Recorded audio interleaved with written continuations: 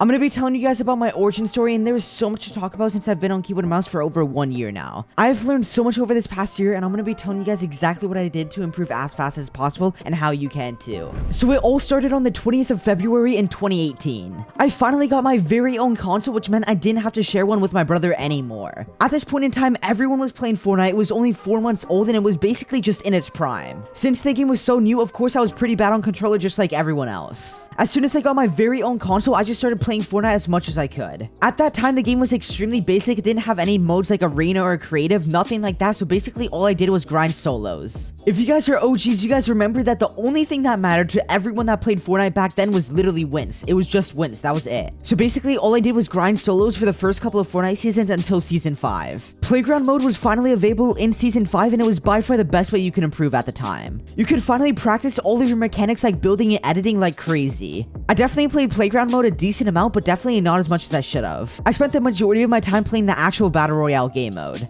Anyways, playground mode actually got a lot of people to switch from controller to keyboard and mouse even though they were on console. I remember people used to get extremely good at building super quick just because of playground mode. However, I decided to stick to controller since I was super used to it, and I played Black Ops 3 before Fortnite for about a year or two. However, when OG Season 7 came around, I actually felt like I hit a skill cap, and keep in mind that I didn't play with paddles or claw. I think during Season 7, Arena and Creative just came out. If you guys remember when Arena first came out, it was extremely stacked, unlike how it is now. Back then, the FPS in Arena endgames was just absolutely terrible. You have to keep in mind that during this time, there were not any new-gen consoles whatsoever, and you could only get 60 FPS, and like most console players, it's not like we could just switch to PC. Most people didn't have enough money. During this time, Fortnite started adding tournaments where anyone could play in them, and just like how it was in Arena, the endgames were absolutely stacked. It felt like I was playing on a grandma PC during those endgames, so at that exact point in time, I decided to save up for a PC. Fast forward a season or two, World Cup was just starting up. This was the most hyped Fortnite tournament in history, so as you'd expect, of course, I was extremely hyped to play in it. But as soon as I got into the tournament,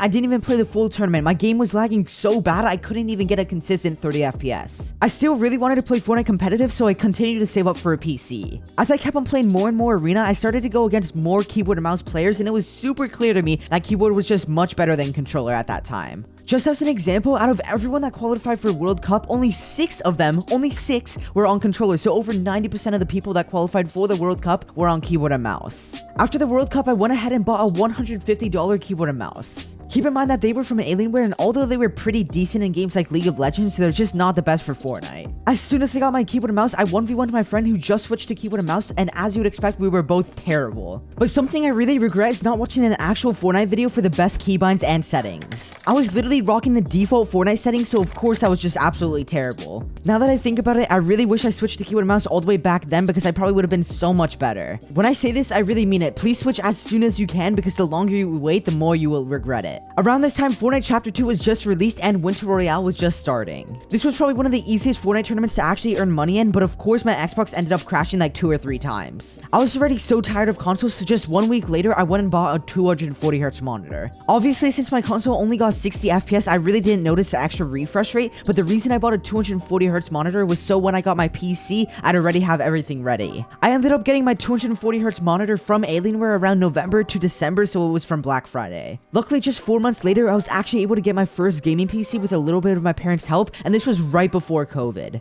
This felt like the perfect timing, and I had so much more time to play. When I first tested out Fortnite with 240 FPS and no input delay, it was absolutely insane and so much better than the old-gen consoles. However, I decided to stay on controller since it was Chapter 2 Season 2. People were actually switching from keyboard to controller this season because controller was just so OP. Just looking back at it, I still can't believe how broken aim assist was. It was just absolutely insane. You also had super big pro players like Unknown Army just showing how OP controller was. I actually ended up placing 315th in a solo hype cup, which is definitely a pretty good placement, especially considering that I was not the best since I didn't play on paddles or claw. I actually got so bored of Fortnite competitive in May of 2020 that I switched to a new game called Valorant. This game was popping off so hard, and it was my first ever time playing an FPS shooter just like this one, but after 6 months, I kind of got bored of it and switched back to Fortnite.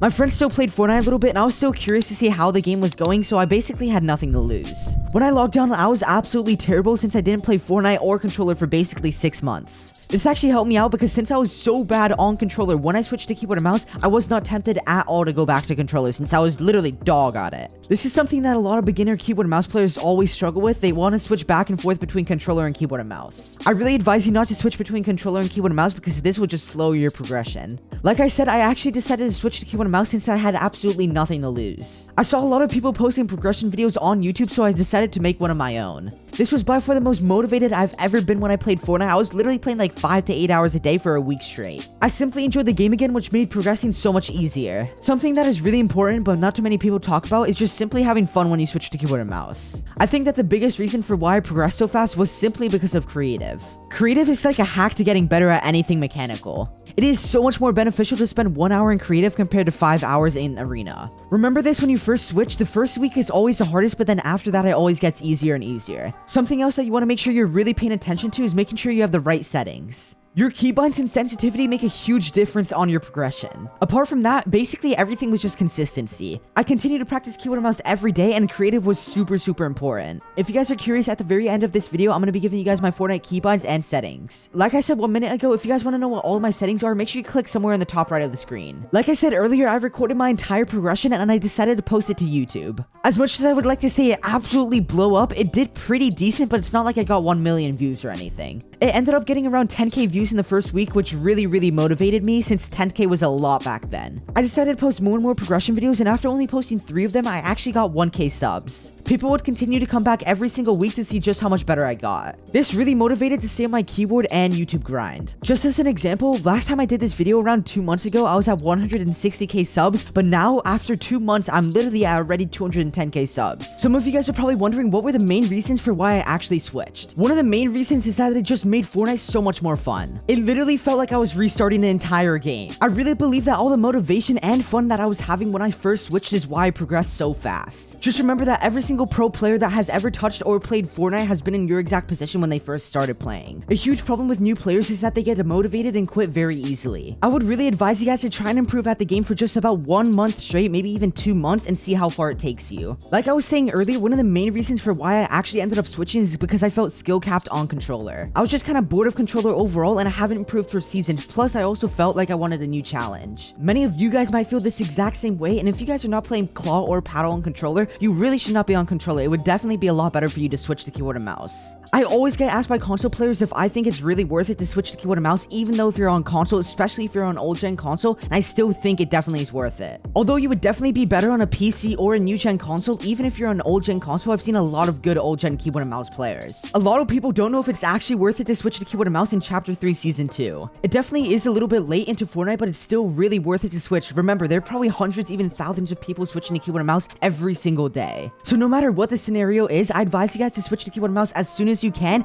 and just try it out, even for just a week. It is still absolutely insane, but I'm not trying to beg you guys to subscribe, but if you guys truly enjoy this video, make sure you guys drop a quick sub. It's greatly appreciated, and you can unsub at any time. Also, while you guys are down there, make sure you guys drop a quick like. It's greatly appreciated. If you guys have Fortnite open right now, make sure you quickly pop in code Vermax. It's by far the best way to support me, and it's greatly appreciated. Anyways, it's been your boy Vermax. Stay safe and take care.